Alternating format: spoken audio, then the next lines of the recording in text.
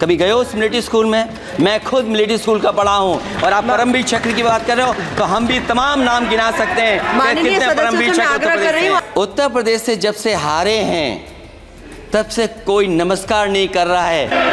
अरे हमारा दर्द नहीं समझोगे, हम आपका दर्द चेहरे से पढ़ते हैं। वो झूठ बोल रहा था, बड़े सलीके से मैं एतवार न करता तो और क्या करता।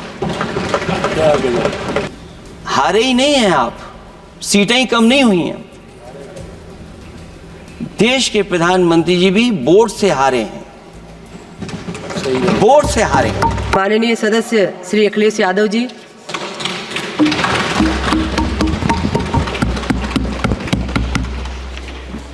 सभापति महोदया, मैं आपका बहुत धन्यवाद देना चाहता हूं कि आपने मुझे बजट 2024-2025 में बोलने का मुझे मौका दिया है। इस सरकार का लगातार ये 11वां बजट है। 11वें बजट के बाद भी नाउम्मीदगी दिखाई दे रही है और सरकार में है तो सरकार के लोग तो अच्छी बात करेंगे ही। न केवल नाउम्मीदगी दिखाई दे रही है बल्कि जो चेहरों पे खुशी होनी चाहिए थी सरकार बनने के बाद, वो चेहरों पे उतनी खुशी नहीं दिखाई दी।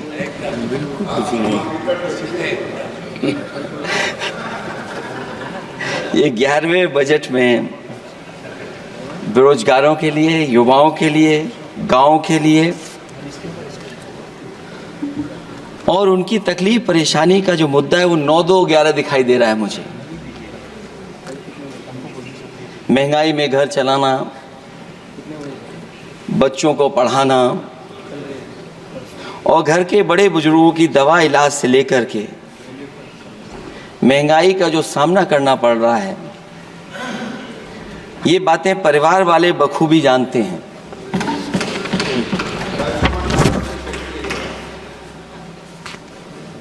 मैं जब सत्ता पक्ष के लोगों के जो आंकड़े देखता हूं और सुनता हूं, अगर इतना सब कुछ 10 साल में अच्छा हुआ है तो आप हंगर इंडेक्स में कहां खड़े हैं? अगर 10 साल बाद भी यही बात सत्ता पक्ष की तरफ से आएगी कि हम कहां खड़े हैं।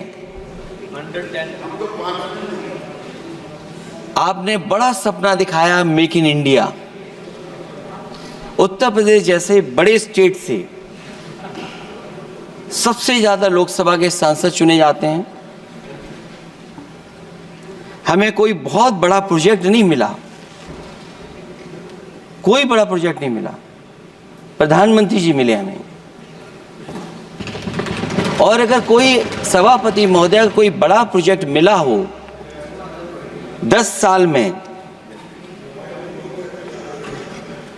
कोई आईआईएम मिला हो, कोई आईआईटी मिली हो और जो ट्रिपल आईटी किसी समय पर उत्तर प्रदेश को मिली थी, क्या उसमें क्या सहयोग सरकार की तरफ से हुआ है? न केवल ये संस्थाएं बल्कि गवर्नमेंट जो एजुकेशन की इंस्टीट्यूशंस हैं वो सेंट्रल की तरफ से कौन सी नई आ गई? मेडिकल के क्षेत्र में कोई बड़ा संस्था आई हो? जो 2 एम्स आए हैं, मुझे याद है कि रायबरेली का एम्स भी समाजवादी सरकार में जमीन दी गई, उसके परिणाम है कि वह एम्स बन गया। गोरखपुर में भी जो एम्स आया समाजवादी सरकार थी, जमीन दी गई, तब एम्स आया। और जो एम्स आ भी गए हैं अगर वहां 2, क्या उनमें पर्याप्त इलाज मिल पा रहा है? केवल यही नहीं, मेक इन इंडिया सपना तो ये दिखाया गया था कि अगर प्राइवेटाइजेशन हो जाएगा तो नौकरियां मिल जाएंगी। कुछ हद तक तो बहुत सी चीजें प्राइवेटाइज हो गई, लेकिन नौकरियां कम होती चली गई। और जो सबसे बड़ा सवाल है जो पीड़ित परिवार के लोगों को जो हक और सम्मान मिलता है, क्या ये सरकार वो दे पा रही है? टैक्स कलेक्शन में सपना दिखा रहे हैं कि हम यहां पहुंच गए हैं। आखिरकार एक्सपोर्ट क्यों कम होता चला जा रहा है? और हम जो ट्रेड डेफिसिट है उसको कैसे खत्म करेंगे?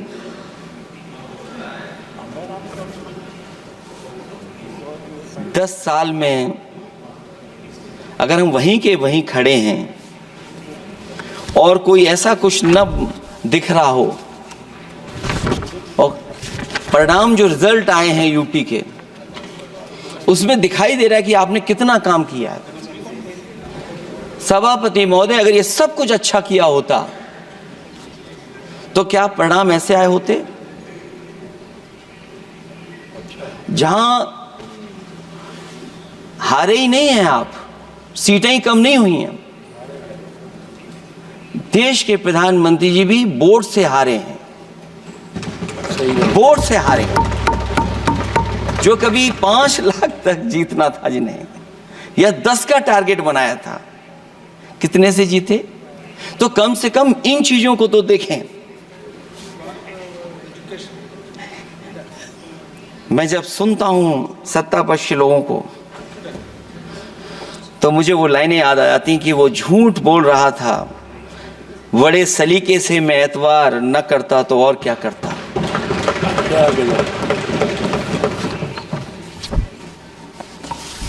मुझे याद है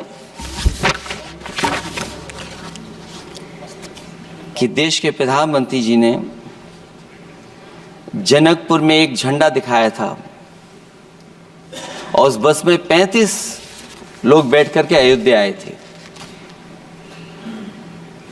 सभापति महोदय, उस समय भी मैंने मांग की थी कि जहां से जनकपुर से यात्रा शुरू हो रही है और अयोध्या तक बस से लोग आएंगे तो पता नहीं कितने घंटों में आएंगे। मैंने मांग की थी कि वहां से लेकर के अयोध्या तक एक्सप्रेसवे बनना चाहिए कि कम से कम जो जनकपुर से आए और अयोध्या दर्शन करने आ रहे हैं और बस से आ रहे हैं, कम से कम उनकी तकलीफ परेशानी तो कम होती। जो आप कहते हैं कि एफडीआई बहुत आया है, मैं अभी सुन रहा था, कहा कि टेलीफोन बनने लगे। टेलीफोन बन नहीं रहे हैं, मोबाइल बन नहीं रहे हैं। वो समाजवादी पार्टी के समय पर नोएडा में जो इंडस्ट्रियल पॉलिसी थी, इलेक्ट्रॉनिक पॉलिसी थी, उसके तहत आई थी। वो इंडस्ट्री जितनी आई है उस समय उस पॉलिसी के तहत आई और बन नहीं रहा है, मेक इन इंडिया नहीं हो रहा है। लेकिन जमीन किसने दी है? जमीन किसने दी थी उन लोगों को? बिना जमीन पर हवा में बना दो तो मैं आपका धन्यवाद दूंगा। उस पॉलिसी के तहत वो झूठ बोल रहा था बड़े सलीके से। आप कह रहे हैं कि एफडीआई लाए हैं हम लोग। एफडीआई, अगर पूरे देश का हम एफडीआई देखें तो उत्तर प्रदेश को कितना एफडीआई मिला है? सभापति महोदय, अगर 1% से ज्यादा भी एफडीआई उत्तर प्रदेश को मिला हो तो बताइएगा आप। जो प्रोजेक्ट डिले हो रहे हैं, जिसकी वजह से कॉस्ट ओवररन हो रही है, उसका जिम्मेदार सभापति महोदय कौन है? डबल इंजन की सरकार है। लखनऊ में भी सरकार आपकी है, दिल्ली में भी सरकार आपकी है। आखिरकार ऐसा क्यों हो रहा है? और आज ही जब सदन में सभापति महोदय हम लोग आए हैं तो एक और रेल एक्सीडेंट की खबर सुनी है। जब से ये सरकार आई है, रेल एक्सीडेंट्स और पेपर लीक में कंपटीशन चल रहा है कि कौन आगे जाएगा।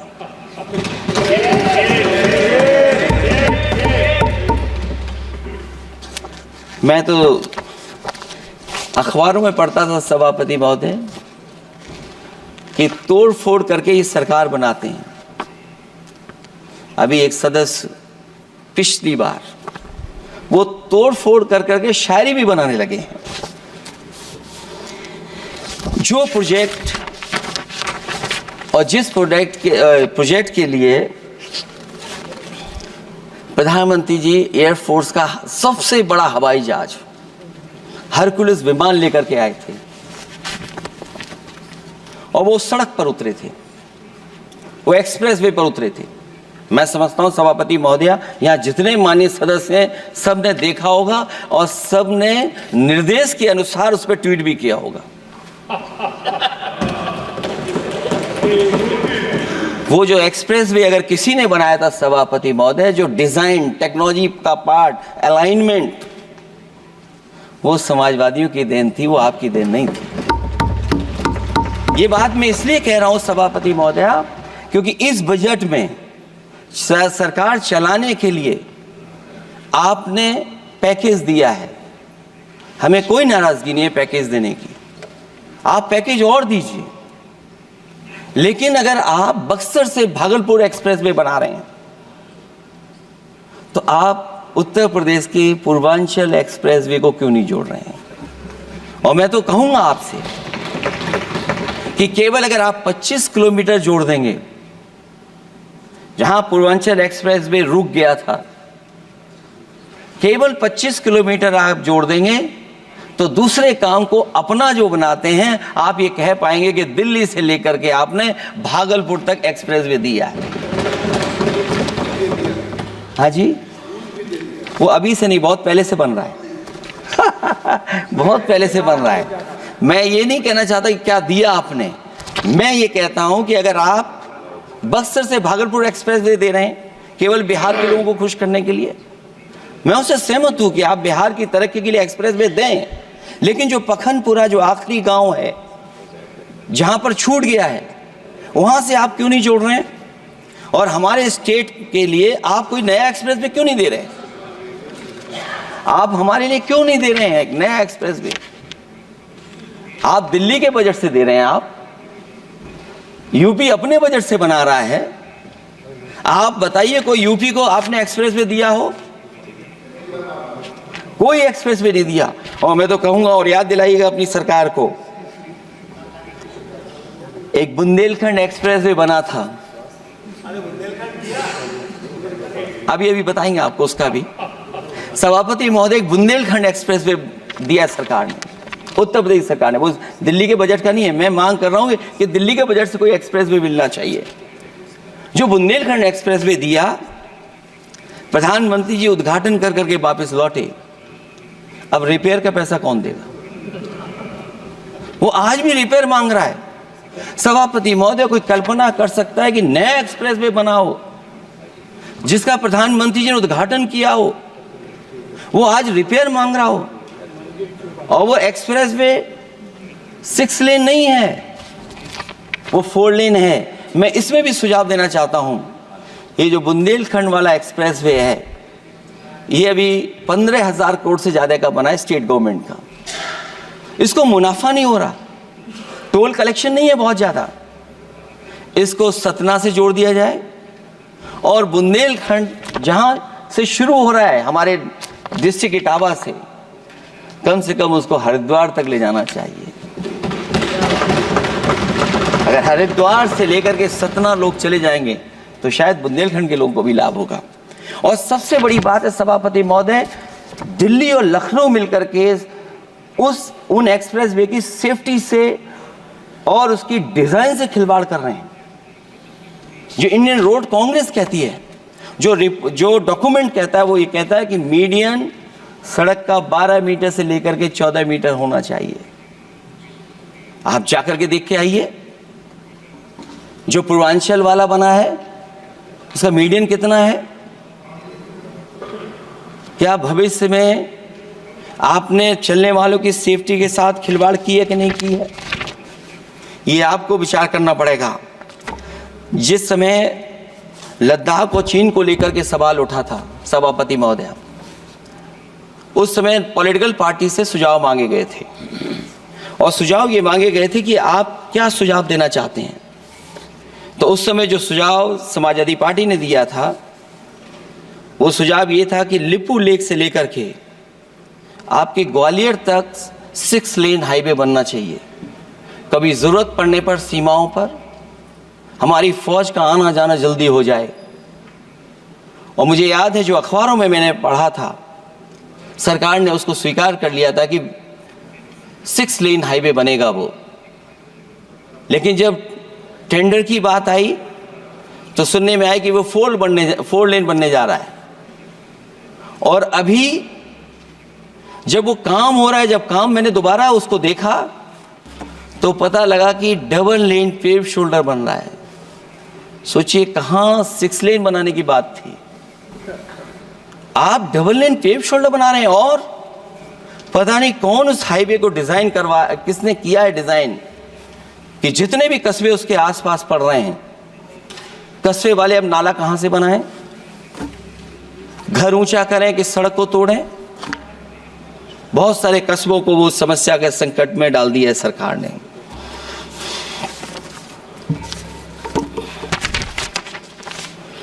जो सरकार मंचों से ये कहती थी कि हम किसानों की आय दोगुनी कर देंगे,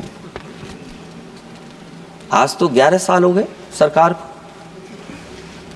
किसान की आय दोगुनी हो गई क्या सरकार बताए? और अभी मैं बहुत सारे माननीय सदस्यों को जब सुनता हूं तो वो कहते हैं कि हम एमएसपी दे रहे हैं। अगर आप एमएसपी दे रहे हैं तो उसकी कानूनी गारंटी क्यों नहीं दे रहे हैं? आप कानूनी गारंटी दीजिए। और फिर कई बार सुनने को मिलता है कि हॉर्टिकल्चर क्रॉप्स के लिए आप क्या कर रहे हैं, उसके एमएसपी की कब तैयारी करेंगे आप? और फिर आय दोगुनी में आप कितना देंगे किसान को? जो पिछले बार बजट में कहा गया था कि एग्रीकल्चर इंफ्रास्ट्रक्चर के लिए 1 लाख करोड़ देश को मिलेगा। अगर 1 लाख करोड़ देश को मिला होगा एग्रीकल्चर इंफ्रास्ट्रक्चर को, तो कम से कम यूपी का शेयर कुछ तो रहा होगा। सभापति महोदय, सरकार ने अगर एक भी मंडी बनाई हो तो बता दें। हाँ, ये अलग बात है कि अगर आप कोई चीज सुधारने के लिए कोई परिवर्तन कर रहे हैं, स्टोरेज के लिए किसी को पहले ही बता दे रहे हैं, वो बात अलग है। लेकिन किसान कहां जाएगा जहां उसको रेट मिलेगी? और फिर ये इस बजट में कहा जा रहा है कि हम 109 high yielding and climate resilient varieties लाएंगे। तो सभापति महोदय, हम अपने माननीय मंत्री से कहेंगे कि वो ग्लोबल वार्मिंग के लिए जो आप काम पिछले कितने वर्षों से कर रहे हैं, क्या हुआ उस ग्लोबल वार्मिंग का? COP21 में भी आप हुआ है, G20 में भी आपने आश्वासन दिया और कुछ नहीं किया, तो आपको क्या लाना पड़ रहा है? 109 high yielding and climate resilient varieties. आप मुझे बताओ किसान पर कब तक पहुंचाओगे आप? और उसको पहुंचाने के लिए आपके पास क्या इंतजाम है? और फिर दूसरे पैराग्राफ में फिर बदल जाते हैं आप। अभी आप बात कर रहे हैं रेजिलेंट वैरायटीज की, और फिर आप कह रहे हैं कि हम नेचुरल फार्मिंग को बढ़ावा देंगे। सभापति महोदय, इस सरकार बताए कि रेजिलेंट क्रॉप सीड्स कब तक पहुंचा देंगे, उससे लाभ किसानों को कैसे मिलेगा? और फिर नेचुरल फार्मिंग जो अभी भी कर रहा है किसान कई जगह पर, उसके लिए क्या अलग से पैकेज है आपके पास बजट में? आपने तो केवल सभापति महोदय एक चीज सीखी है पार्ले जी बिस्किट से, महंगाई और मुनाफा। इस सरकार ने 10 साल में डीएपी की बोरी को, खाद की बोरी को छोटा कर दिया। इससे और ज्यादा छोटा मत करना आप। और आपने डीएपी, जब किसान डीएपी लेने गया तो सरकार ने कहा कि बिना नैनो यूरिया के आप नहीं मिलेगा आपको। मैं सरकार से जानना चाहता हूं कि नैनो यूरिया से क्या लाभ पहुंचा है किसानों को, ये बताइए। नैनो यूरिया से क्या लाभ पहुंचा है सरकार बताए।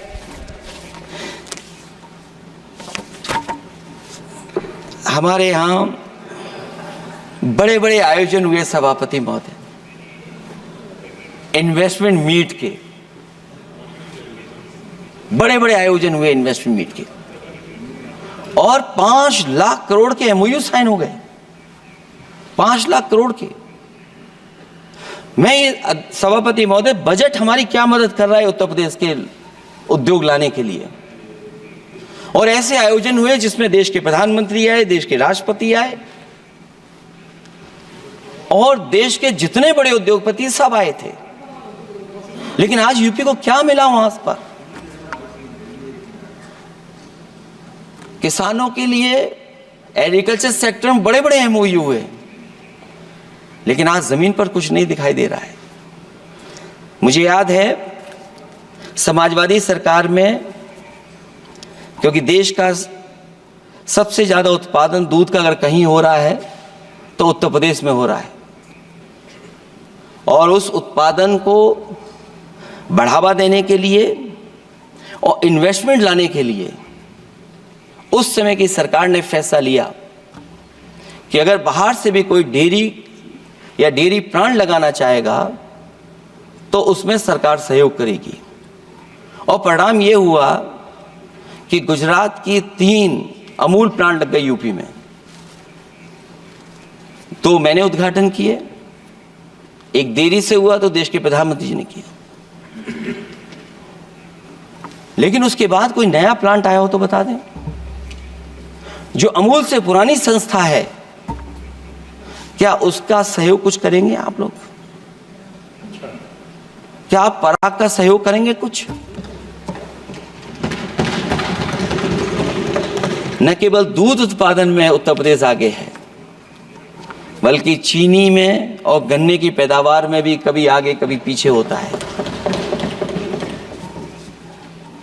किसानों को भरोसा दिलाया गया था कि उनकी भी आय दोगुनी हो जाएगी, उनको भी बहुत सुविधाएं दी जाएंगी, बिजली फ्री दी जाएगी। सभापति महोदया, उन्हें फ्री बिजली नहीं दी सका। ये आश्वासन था आपका। और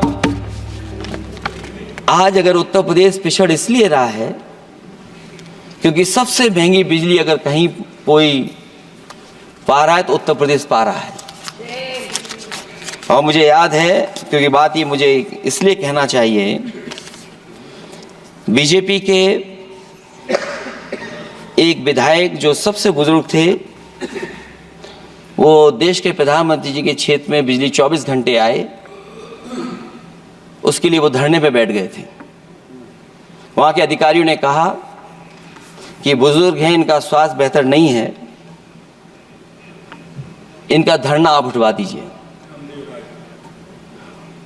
मैंने सभापति महोदय उनको बुलाया, मैंने उनकी बात सुनी। उन्होंने कहा कि प्रधानमंत्री जी के क्षेत्र में 24 घंटे बिजली होनी चाहिए। उसी दिन मैंने फैसला ले लिया कि प्रधानमंत्री के क्षेत्र में 24 घंटे रहेगी बिजली। और मैंने उससे मांग की सभापति महोदय कि उत्तर प्रदेश देश के प्रधानमंत्री को बनाने में सबसे बड़ा सहयोग किया है, इसका कम से कम बिजली का कोटा तो बढ़ जाए यूपी का। वो 8 साल हो गए, उत्तर प्रदेश ने देश के प्रधानमंत्री को तो दे दिया, लेकिन अभी तक बिजली का कोटा नहीं बढ़ा। हमें उम्मीद है 11 शुभ होता है, इस 11वें बजट में कुछ तो सुविधाएं ऐसी उत्तर प्रदेश को दी जाएंगी जिससे वहां के लोगों को लाभ पहुंचे, मदद पहुंचे।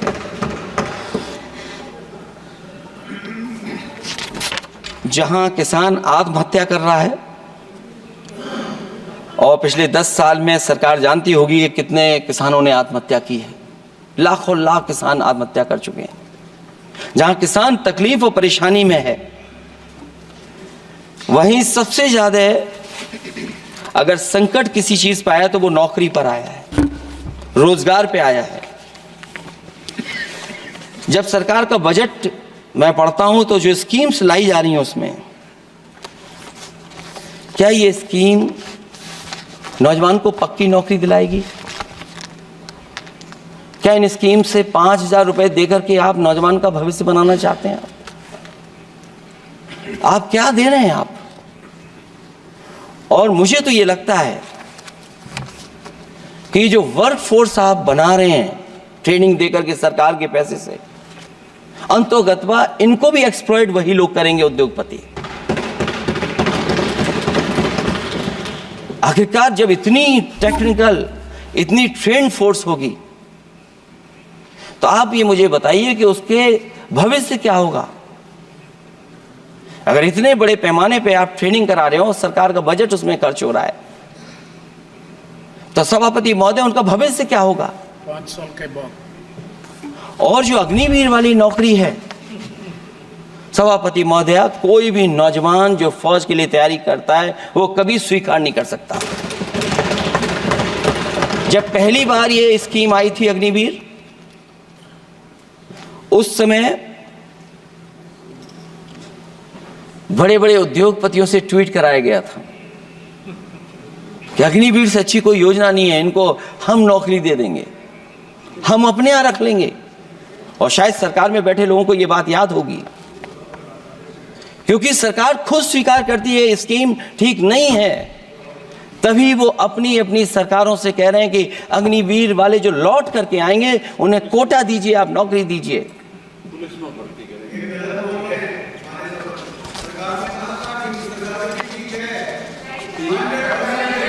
नहीं ठीक है, नहीं ठीक है, नहीं ठीक है। बीजेपी मुख्यालय पे चौकीदार लगाएंगे। सभापति महोदय मैं बैठ जाता हूं, आप खड़े होकर के कह दीजिए अग्निवीर व्यवस्था अच्छी है। मैं इस सभा में खड़े होकर कहता हूं, उस राज्य से तो हिमाचल प्रदेश से जिसने पहला परमवीर चक्र विजेता मेजर सोमनाथ शर्मा दिए, कारगिल के युद्ध में सबसे ज्यादा शहीद होने वाले हिमाचल प्रदेश के वीर नौजवान थे। 4 परमवीर चक्र विजेता हुए, उसमें से 2 कैप्टन विक्रम बत्रा और सूबेदार संजय कुमार हिमाचल प्रदेश से हुए। और मैं कहता हूं, जी हां, जो लंबे समय से मांग थी 1 रैंक 1 पेंशन की किसी सरकार ने पूरी नहीं की, वो नरेंद्र मोदी जी की सरकार ने यहां पर पूरी की है।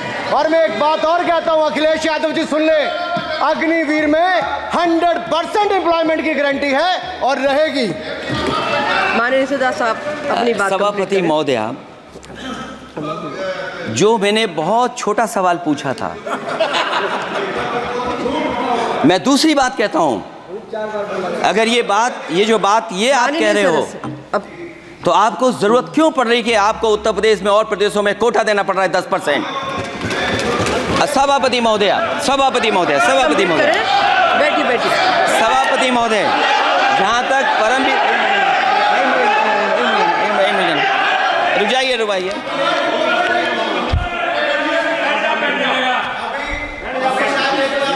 अरे सुन लेने दो। माननीय सदस्य साहब अपनी सभापति महोदय, चैल जानते हैं आप कहाँ हैं? चैल जानते हैं आप कहाँ हैं? कभी गए हो उस मिलिट्री स्कूल में? मैं खुद मिलिट्री स्कूल का पढ़ा हूँ। और आप परमवीर चक्र की बात कर रहे हो, तो हम भी तमाम नाम गिना सकते हैं। माननीय सदस्य से मैं आग्रह कर रही हूँ, आपस में चर्चा न करें। ये सभापति महोदया, जी 1 मिनट से भी कम, मैं आपके सामने कहना चाहता हूं, ये तो केवल मिलिट्री स्कूल गए हैं। मैं आज भी टेरिटोरियल आर्मी के 124 रेजिमेंट में कैप्टन के रैंक पे अपनी सेवाएं दे रहा हूं। अखिलेश जी केवल ज्ञान मत बांटिए, राहुल गांधी जी के साथ बैठकर अब वहां बुलाने का झूठ बोलने की आपको आदत पड़ गई। प्लीज बैठिए, प्लीज। माननीय सदस्य से मैं आग्रह कर रही हूं, आप अपनी बजट पर चर्चा करें। सभापति महोदय, आपका समय पूरा हो गया है, मैं प्लीज कंप्लीट करिए। सभापति महोदय, मैं इसलिए नहीं कह रहा, मैं क्या बात कहना चाहता हूँ, शायद मंत्री जी नहीं रहे इसलिए तकलीफ परेशानी ज्यादा है। और आप, अरे हमारा दर्द नहीं समझोगे, हम आपका दर्द चेहरे से पढ़ते हैं। अच्छा, दर्द मैं बताता हूँ। माननीय सदस्यों से मैं आग्रह कर रही हूँ, सभापति महोदय, दर्द मैं बताता हूँ। बजट पर चर्चा करिए, प्लीज बजट पर सभापति जी, दर्द मैं बताता हूँ। देखिए, दर्द बात पहुंचेगी कि नहीं पहुंचेगी। सभापति महोदय, उत्तर प्रदेश से जब से हारे हैं तब से कोई नमस्कार नहीं कर रहा है। तकलीफ वो है आपको। कंप्लीट करिए। वो वीडियो हमने देखा है कि कोई किसी को नमस्कार नहीं कर रहा है, कोई किसी को देख नहीं रहा है। चलिए, धन्यवाद माननीय। और जो अपने आप को बहुत ताकतवर कहते थे आप अपने आप को, जिसने हराया उसको नहीं ये हटा पा रहे हैं। अब बात समझ में नहीं आई ना? माननीय सदस्य, जिसने हराया उसको नहीं हटा पा रहे।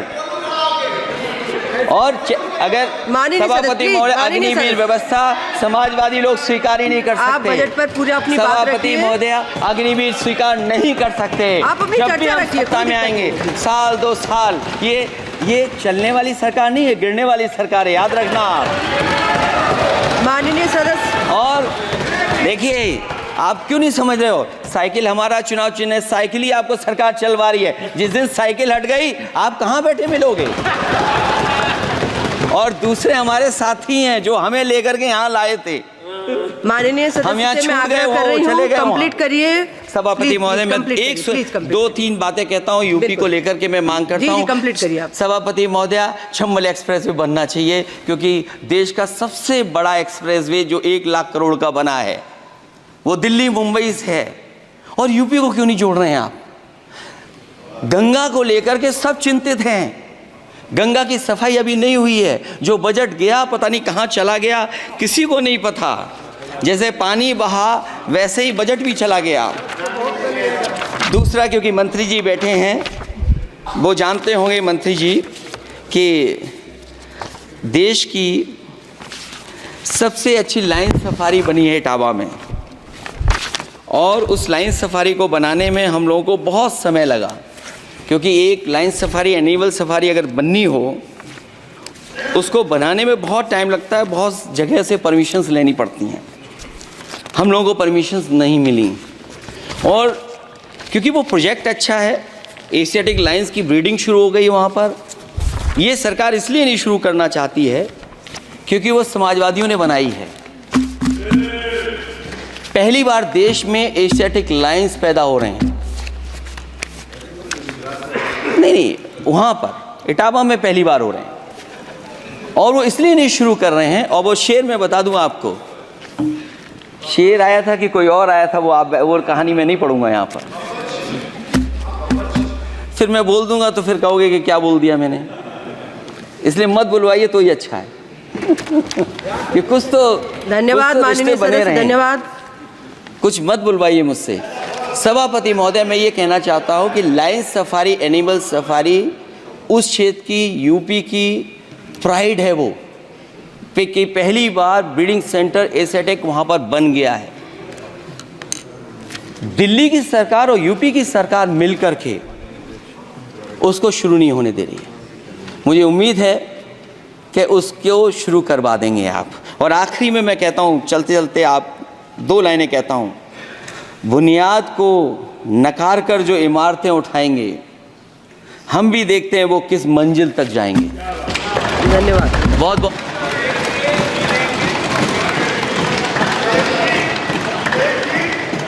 अखिलेश जी, कुछ ज्ञान माननीय विपक्ष के नेता को भी दे दीजिए। आपने अच्छा भाषण दिया, उनको भी सिखा दीजिए। हालांकि अयोध्या को मैंने कहा हम काम नहीं रोक रहे हैं, लेकिन सभापति महोदय मैं कहना चाहता हूं, इन लोगों का कौन टाउन प्लानर है, कौन आर्किटेक्ट है, मैं नहीं जानता हूं, लेकिन ये जब सरकार से चले जाएंगे तो विश्व की सबसे बढ़िया नगरी अगर कोई बन करके दिखाएंगे तो वो अयोध्या नगरी होगी। माननीय सदस्य, क्योंकि इससे बड़ा सम्मान और कोई नहीं हो सकता।